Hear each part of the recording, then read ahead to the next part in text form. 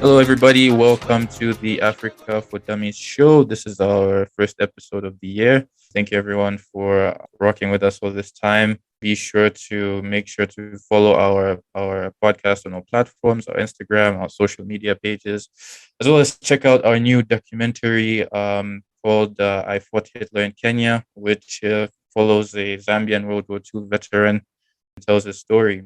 Today we have a very interesting guest. His name is Dr. Awol Allo. I hope I'm pronouncing that correctly. Who is a contributor to Al Jazeera and featured on many other platforms, and is a senior lecturer in law at Keele University, UK. Welcome, Dr. Allo. Thank you for having me. Yeah, thank you very much for joining us. So, today's topic involves Ethiopia and the civil war that occurred there.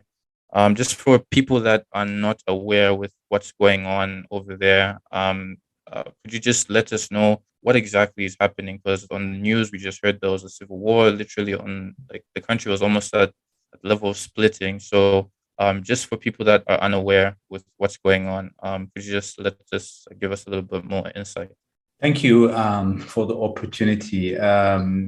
Well, Ethiopia is a country that has been moving from one crisis to another crisis. And I think you say something similar for a number of African countries as well.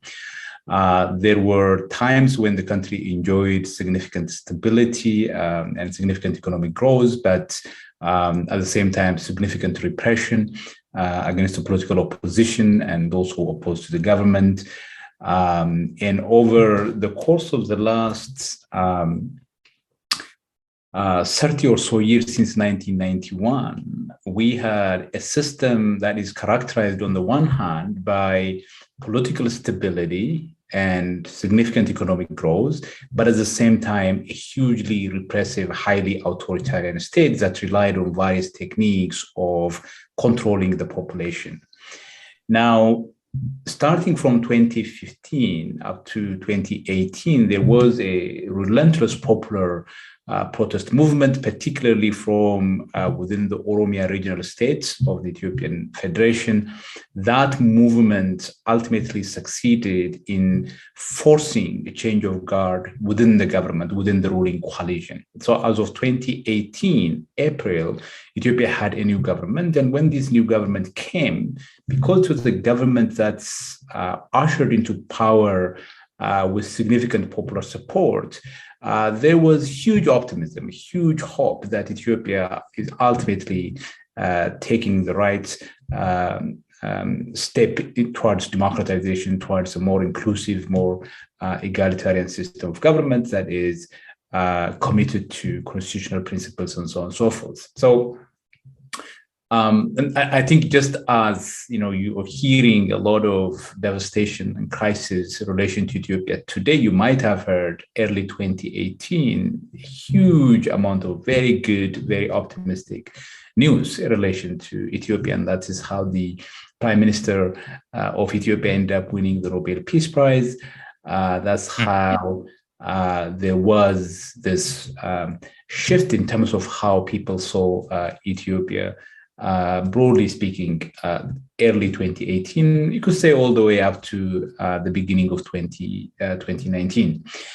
Now, that prime minister who promised to transform Ethiopia into democracy, who promised to focus on building consensus and promoting national reconciliation, at some point decided that the best thing to do is to consolidate his personal power, to become the same authoritarian leader that led Ethiopia to a path of destruction, and make sure that he becomes the king, something that his mom told him growing up, and he speaks about this very fondly in public as well.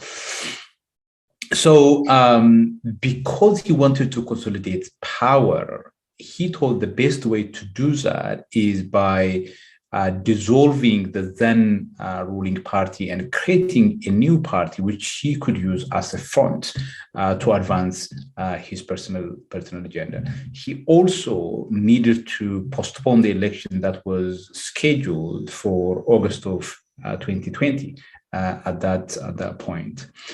Now, the decision on the part of the Prime Minister to create a new political party by dissolving the former ruling party and to postpone the election created significant rupture among the various political actors, political elites in the country. It is that rupture that ultimately led the country into a civil war with not only the Tigray regional states in the north of the country, but also with other actors, including the Oromo Liberation Army, for example. So the Oromo Liberation Army being groups that are fighting for the self-determination of the Oromo, basically coming from the same region that the Prime Minister also comes. And I think, without bogging down into the details, which your audience may not necessarily follow, one of the very sad and depressing outcome of the conflict is the extent to which it's polarized Ethiopian society, to the point that the desire, the will to live together, to make the Ethiopian state work, to make it inclusive for everyone, has really died among a significant number of actors. For people who wanted Ethiopia to reconstruct Ethiopia as an inclusive, egalitarian, democratic state, those people really gave up on the idea of realizing that dream of an inclusive Ethiopia, and you have now various actors wanting to become independent states. This is already a highly diverse nation of nations, and that's why the Ethiopian constitution provides for various nations and ethnic groups who live in the country to become independent states. So secession is a constitutional right in Ethiopia, and there aren't even substantive requirements to satisfy to become independent. And so the war was conducted in a very vicious fashion by inviting other countries from neighboring states to come in, participate in the war on the part of the government, leading to significant atrocities against the Tigrayan population. According to some reports, the atrocities amounted to war crimes against humanity, and ethnic cleansing, all very egregious offenses that would have consequences for the question of whether or not Ethiopia could continue as a country going forward. So I would just say that by way of describing what is going on in Ethiopia today. Yeah, I think that gives us a very big picture on what has been happening in Ethiopia and basically the causes of what's been going on. And now just to backtrack on the steps and the progress and how this war broke out. You mentioned that Ethiopia is a very highly diverse country in terms of the various ethnic groups. And from our research, the former ruling party, the Ethiopian People's Revolutionary Democratic Front, EPRDF, is it fair to say that they had some sort of ethnic-based federation type of goal, basically to run Ethiopia based on each ethnic group having their own sort of autonomy in each region, whereas Abiy Ahmed, who is from the Oromo, and you can correct me if I'm wrong, is one of the majority ethnicities in Ethiopia. His vision with the new party that he established once he came into power in 2018 was basically to scratch that and basically run Ethiopia as a unitary state. Is that a correct assessment? Yeah, absolutely. So I think it's important to kind of step back a little bit, take account of Ethiopia's history. So Ethiopia is an empire of various nations, nationalities, and peoples held together by force since its formation towards the end of the 19th century. Now, you could say that all states are created through some form of violence, but the problem in Ethiopia is not just the processes of state formation, but also the nation-building projects that subsequent governments pursued in that country. In a highly diverse country like Ethiopia, if the policy is one that organizes the state around a core community, core constituency that has its own language, its own culture, its way of life, of course, you will end up in a highly exclusionary system where those who are not reflected in what counts as the core of that country, in this case, Ethiopia, would feel marginalized, would feel sidelined. So that's why we have what we call the periphery, so it includes the Oromos, the Somalis, and much of the South. Basically, some 60 to 65% of the population in the country are very much on the margin of the Ethiopian state. So it's an empire that is characterized by not just political repression, but also cultural subordination and economic. It was an exclusionary type of empire. Exactly. And these are problems that are indexed to ethnicity. The reason I'm giving you this context is because it's really important to something that you said, and something that is quite often said, not just here in the West because of the reputation that ethnicity has, but also among some African elites. So the practices of exclusion and marginalization in Ethiopia are indexed to ethnicity. It's on the basis of who you are as a person that you experience marginalization, exclusion, and discrimination. Precisely because of that, there has been consistent struggles in Ethiopia, national liberation movements that have been fighting against the central government for what you may describe as the quest for the right to self-determination. So in some cases, the right to become an independent state, in some cases, the right to become autonomous self-governing entities as part of the Ethiopian state itself. So in 1991, when EPRDF came to power, basically it's various ethno-national groups who have been fighting the central government in the pursuit of the right to self-determination who overthrew the Derg regime, came to power.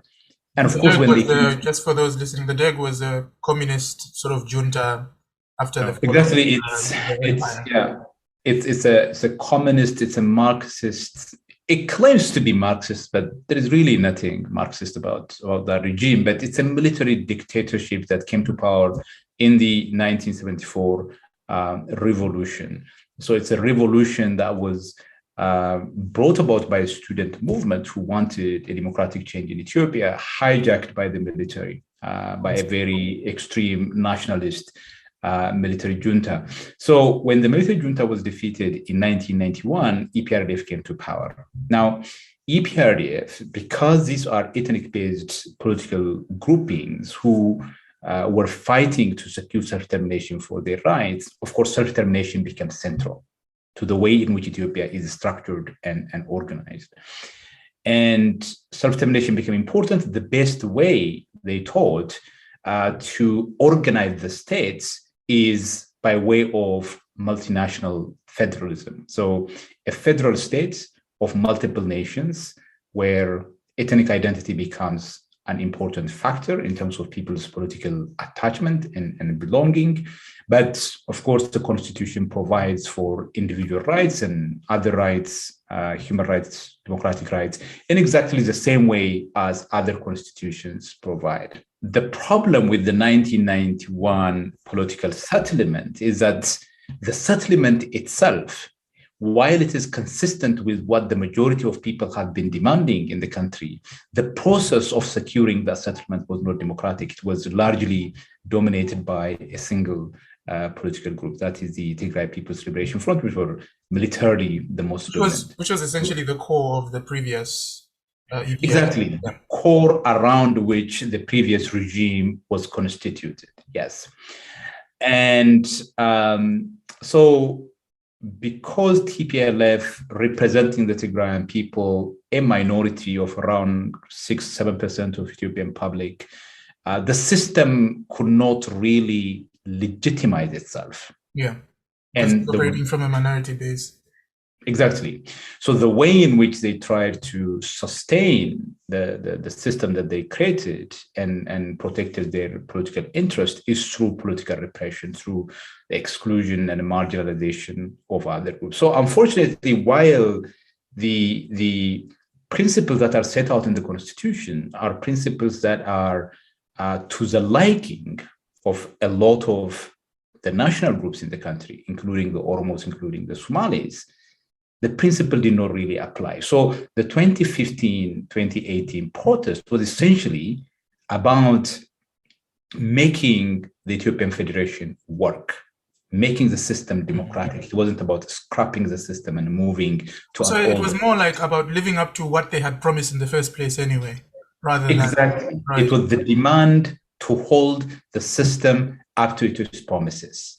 It was the demand to make the federal system, the autonomy, the right to self-determination enshrined in the Constitution work in practice.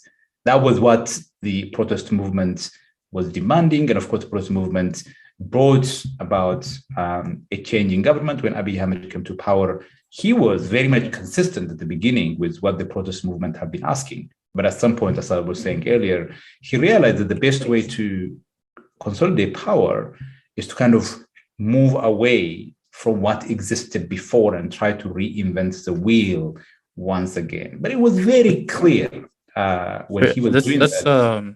That's a very interesting point that you mentioned there. Sorry to cut you off there, but I find it interesting that you have somebody who's won the Nobel Peace Prize, and for somebody looking outside, he basically has everyone's rooting for him. Everyone wants him to succeed in the plans that he has. So what do you think changes in his mind to go from literally somebody who's celebrating and has the potential to become a hero in the eyes of many Ethiopians to even Africans? He was widely praised across the continent. Yeah, exactly. Fresh breath of new air. Precisely. So what do you think changed perhaps in his mind to now where we have the country literally almost splitting up? It's very difficult to speak to people's motive. We see practice on the ground that did not align with what he was saying to people. We saw a gradual move towards consolidating power and doing things and instituting policies that are more aligned with his own personal interest than with the interest of the country, the vision that he set out at the beginning. So this happened slowly, right? It wasn't just like well, it's not slowly. I mean, the country, he basically went from being a Nobel Peace Prize winner, a Nobel Peace Laureate, to a leader who went to the war front to actually participate and fight in the battlefield in a span of 2 years. Wow. He was awarded the Nobel Peace Prize in October 2019. In November 2020, the country was in war. So you can't say that is a gradual shift. It's actually a very quick fall from grace. So what do you think people had missed then?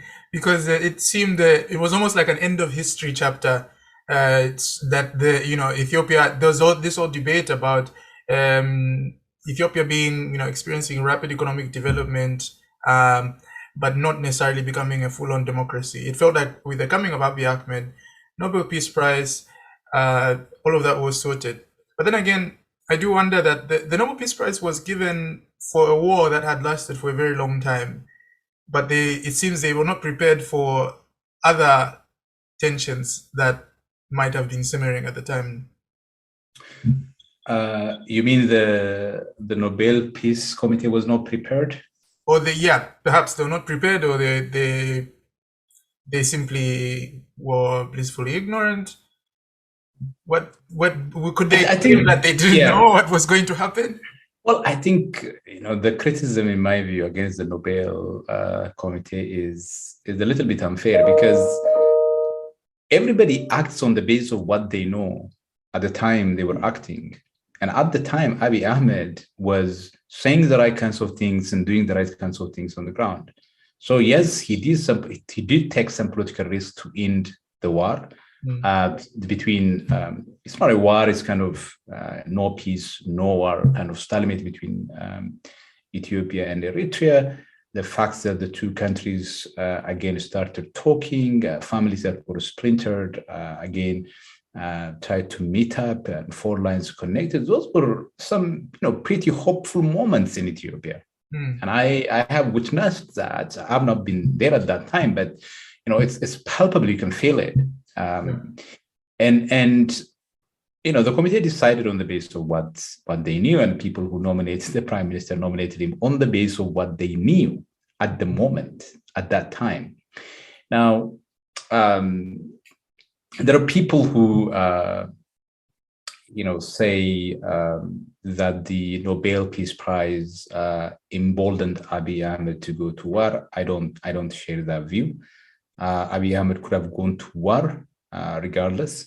I think what the Nobel did actually is draw the spotlight to the way in which Ethiopia conducted the war. And I don't think so many media organizations would have been interested if it wasn't for the story that an African Nobel Peace Laureate has declared war on his own people. But in any event, I think we're all entitled to our own assessments of why the Nobel Peace Committee gave the prize to Abiy.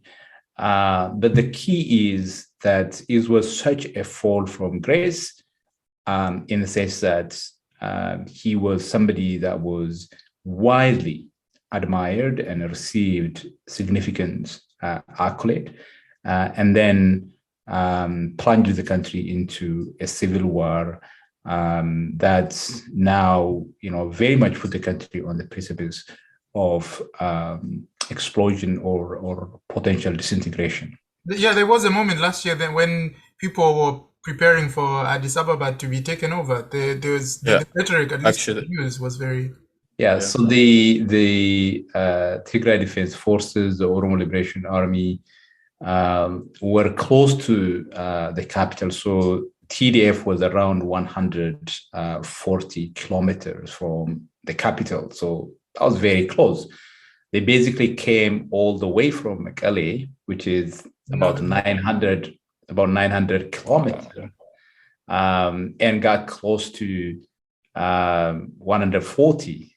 So they basically marched some 700 kilometers, captured some strategic towns on the way. So the assessment that the capital might fall to the rebels was, at the time, it was a plausible assessment. But of course, then the situation changed when Turkish and UAE drones were used by Abiy. So without the intervention of these two powers, I think the reality would have been very, very different. Again, I think that is another interesting dimension of how wars are being fought today, not just on the African continent, but also in other parts of the world. The role that middle powers, not just Western powers, are playing, but the role middle powers, countries such as UAE, Turkey, are playing in terms of changing the political calculus in particular African countries. Yeah, and that's Nathan. Sorry, it's actually something that I actually didn't know about, that the UAE and the Turkish forces were in there. But I also have a question. You mentioned, perhaps you've already mentioned this, but you said that the constitution allows for a group of people to be independent, basically. So my question is, have the Tigrayan people tried that method, and what was the result of, if they did do that, what was the result of that? Well, this is a highly authoritarian system. The constitution today is highly contested, even under EPRDF, when Tigrayan leaders were on power, the idea of any group invoking its right to secession, that is unthinkable. Various groups who competed against EPRDF at the time were basically designated terrorist organizations, and they were expunged from the political space in Ethiopia. So while it is, a right recognized part of the constitution, the possibility of actually invoking that right is criminalized. In order to invoke and exercise a right as important as the right to self-determination, you have to have the right to organize and mobilize politically, not just to compete for political power in the country, but also to bring into being a new state that becomes independent of the parent states. The elites in Ethiopia has never really believed that is something to be genuinely exercised. TPLF didn't believe it. It didn't even allow groups to organize themselves to compete for political power, let alone becoming independent state. The current government doesn't actually recognize the possibility of states becoming independent. It doesn't really wholeheartedly support the constitution's principle of self-determination, let alone secession. And hence his party, Abiy's party, which is kind of tries to be pan-Ethiopian, but in Ethiopian context, it's almost impossible to be pan-Ethiopian. Mm. So there's 2 points that I'm actually quite interested in, which you just said. First of all, the fact that you I think there was this quote, I don't know who it's attributed to, but it's as with every other quote, it's I think there's some authoritarian leader who said freedom of speech is there, but freedom after speech is another story. And that seems to be the situation in Ethiopia. The law with regards to secession is more or less there, but with regards to you pushing for secession, it's a dicey story. No, it's a well-rehearsed South African story, not just Ethiopia. But in the case of Ethiopia, self-determination is one of the central tenets of the constitution. It's a demand that Ethiopia has been, people in Ethiopia have been making for the last 100 years. It's the demand that brought the EPRDF government to power in 1991, the demand that fueled the national liberation movement from late 70s to 1991. But the wars that Ethiopia has been fighting, including the current war, is also a war that resulted from the denial of people's right to self-determination. So yes, it is a very important principle of the constitution, but one that is, roundly abused and denied by subsequent governments. Yeah, and the other issue I also wanted to, you already sort of touched on this one, the issue about middle powers. Ethiopia has had a close relationship with China, but they've also had some sort of balancing with the United States, and it's been going on and off. And now they put sanctions on Abiy Ahmed, as well as on Abiy Ahmed's government or people linked to the government, and also on Tigray officials as well. So they're sort of in a pretty rough patch now. So where does Ethiopia stand in terms of balancing itself in the international sphere with regards to this war? And what exactly is the African Union doing, considering they are being hosted by that country? The African Union has been absolutely useless from the beginning. And in fact, I think it is one thing to be useless, but quite another to be complicit. At the beginning of the war, the African Union Commission basically supported Ethiopia and tried to justify and legitimize the way in which the war was prosecuted. And therefore, as a result, now it made itself irrelevant in the conversation around a return to a peaceful negotiation. the possibility of thinking about sustainable peace through dialogue and so on and so forth. So there are a couple of initiatives at the moment, one by former Nigerian President Obasanjo, another by the Kenyans, to bring the parties together and resolve Ethiopia's crisis through dialogue. But the African Union has been irrelevant. No one in Ethiopia, except maybe the government, because the government think that it can control and therefore it can be a useful tool. But the other actors don't see it as a credible mediator. So it has rendered itself useless. With respect to the US doesn't really have a serious policy on the Horn of Africa. Its policies have largely been about really maintaining governments in place insofar as they provide stability, which is what the US's primary strategic objective is in the Horn of Africa. So the US can work through, whoever is in place. But of course, there's a limit to which they can do that. If it becomes quite clear that a conflict in a particular country could lead to the destabilization of the entire region, then the calculus changes. But they outlined possible sanctions that can be imposed, but those sanctions were not used. They were simply, I think, imposed on a couple of individuals in Eritrea.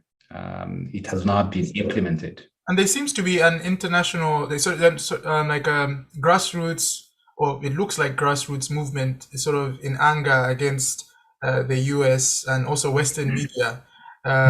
When you look at various Ethiopian social media platforms, there seems to be some sort of anger or frustration at the West, and many of them seem to be Abiy Ahmed supporters.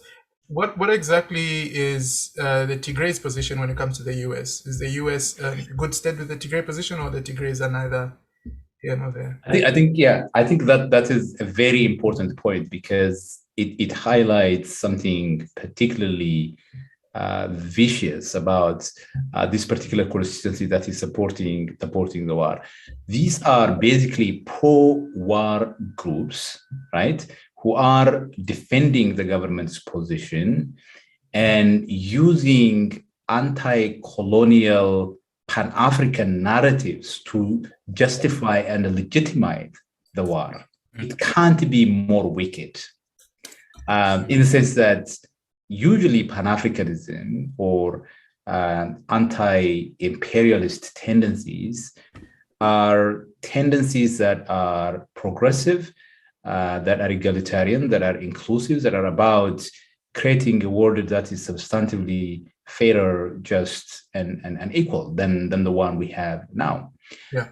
Of course, whenever the United States and the Europeans intervene in something, the charges of imperialism and neocolonialism kind of sticks because of the historical precedent, and that the West has plundered Africa, that they used their power to advance their own interests.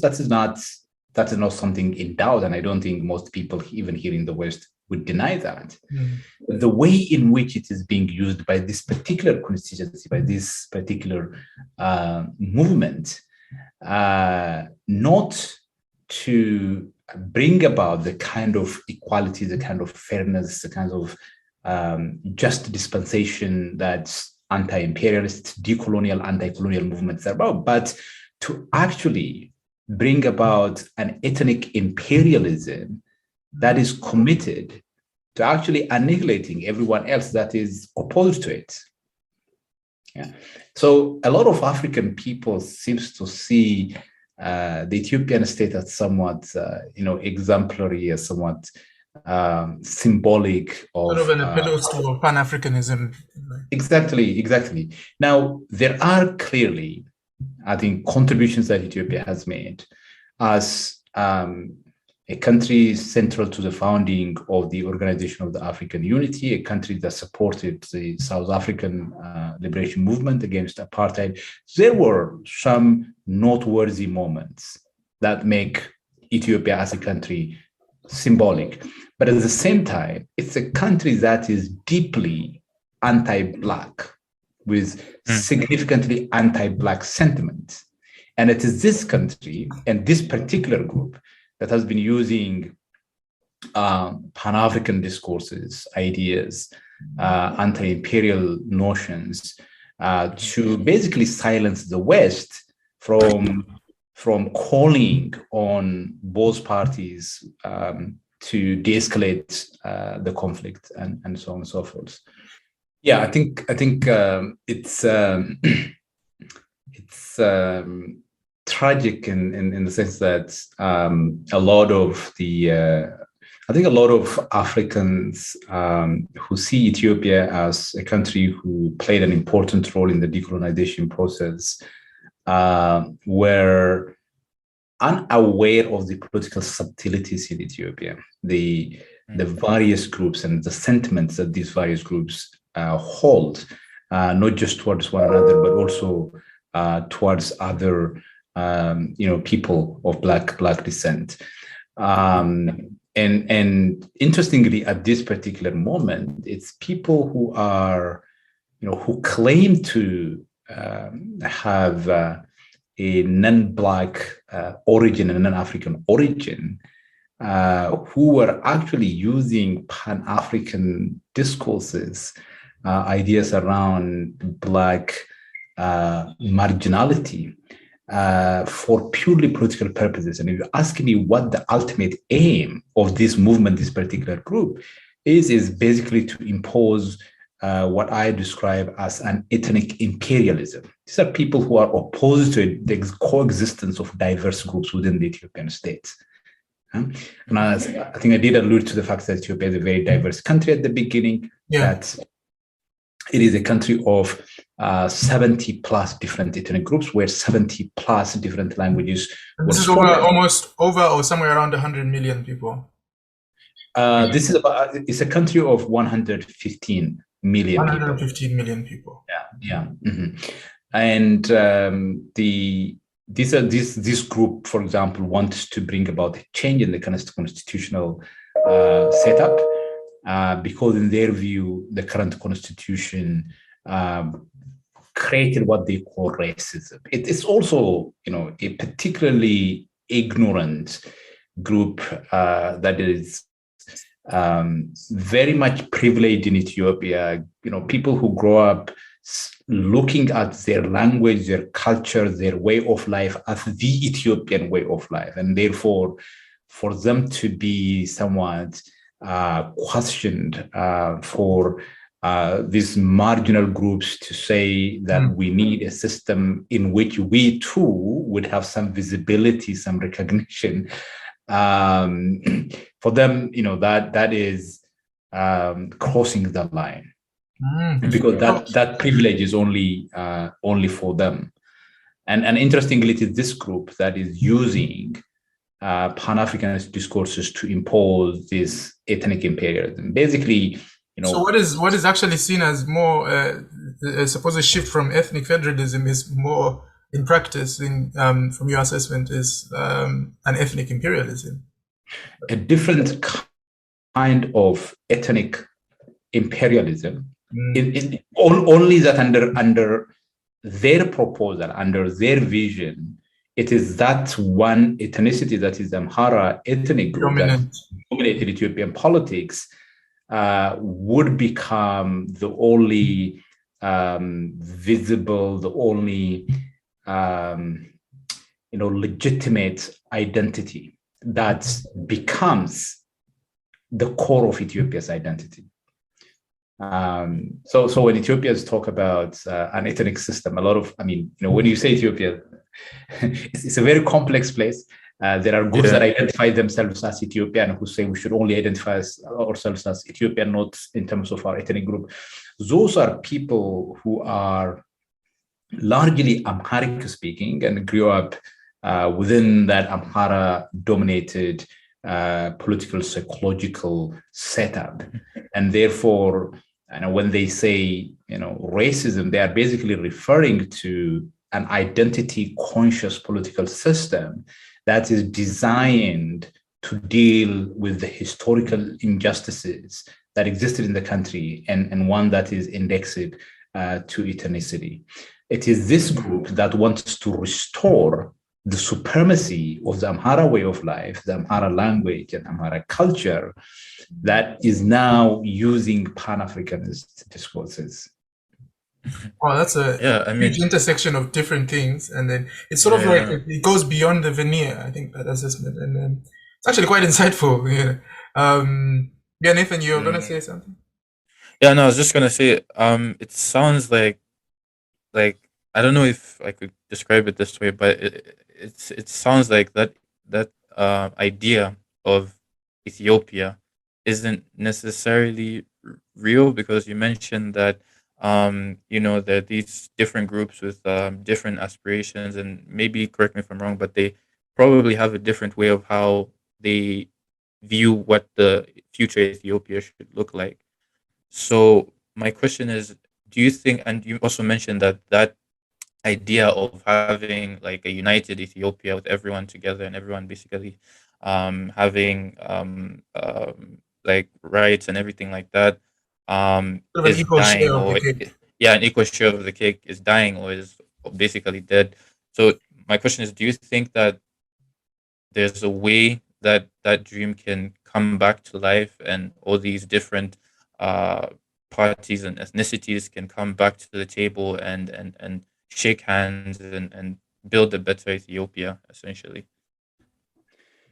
Yeah, I think the possibility is there, but I think one of the things that this war did is diminish that possibility, diminish that potential.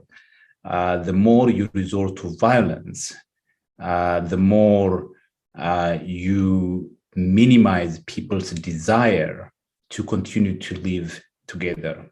Not just because people don't want to, also because living together becomes very, very difficult as neighbors.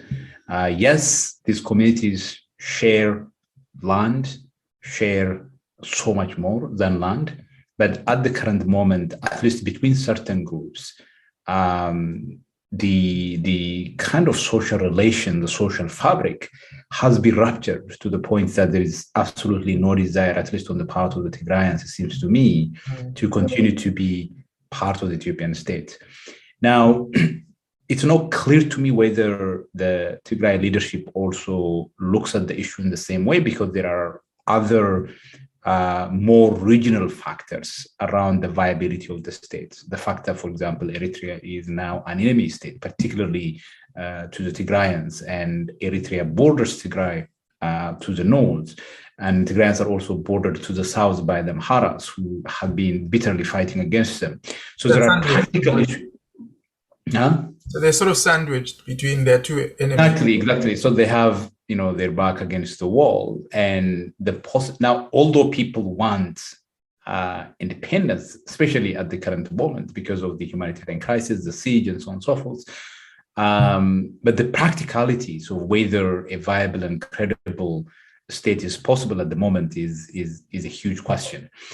But look, this is a highly diverse, highly complex country. If you want to hold the Ethiopian state together, a multinational federal system where the demands for autonomy of various groups would be respected and would be sustained, and these groups would be allowed not just to govern themselves, but also to co-govern the Ethiopian state at the center, that the Ethiopian identity would be reflective of the identity of the larger Ethiopian public.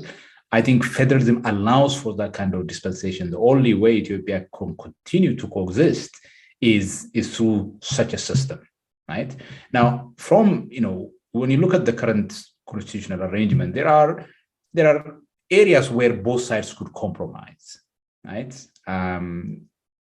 Not everyone can get everything they wanted. There are possibility for compromise, but the problem is that the division in the country is so sharp, in the sense that the two predominant visions, one represented by Abiy Ahmed, which wants kind of unitary, centralized states with a single language, single culture, and so on and so forth. Another represented by the Tigrayans, the Oromos, wanting a federal states based on linguistic and cultural identities, it's very difficult to compromise, to reconcile this. But if they work from within the current constitutional arrangement to address the humanitarian crisis, to deal with the underlying factors of armed conflict, and ultimately go towards a national dialogue process that is inclusive, that is comprehensive, that is credible, where constitutional priorities and other issues will be sorted to build consensus, I think there is still some chance. So there's some hope. There is a potential, but the reality is that there is still an armed conflict ongoing. So the possibility of things changing in Ethiopia, at least, a change that is democratic and acceptable to all people, that is questionable. So just a final question. Sorry, Nathan. He's looking at the time. Just a final question. Abiy Ahmed announced the war is over. So, in short answer, is the war over? It's not clear to me whether the war is over. There has to be peace for war to be over. There is still an armed conflict ongoing. As I said at the beginning, it is the involvement of the Turks and the UAEs and of this, world that brought about a change in the military dynamics. So it's hard to say the war is over because there is still an ongoing hostility, confrontation as we speak. Yeah, thank you very much for spreading some light. It was good to kind of end on a positive note, sort of positive note. Dr. Allo, potentially, yeah. But Dr. Allo, thank you so much for shedding some light on what's going on in Ethiopia. I didn't know it was such a complex issue. When I look at Ethiopia, all I know is Haile Selassie and peace. So I thought it was just when issues of conflict came about, it was something different. So I just want to say thank you very much, Dr. Allo, for joining us, and thank you to our listeners for also joining us on this episode. Be sure to like, share, click that notification bell up there, and give us a rating as well on all platforms. So thank you very much. Thank you. Thanks for having me.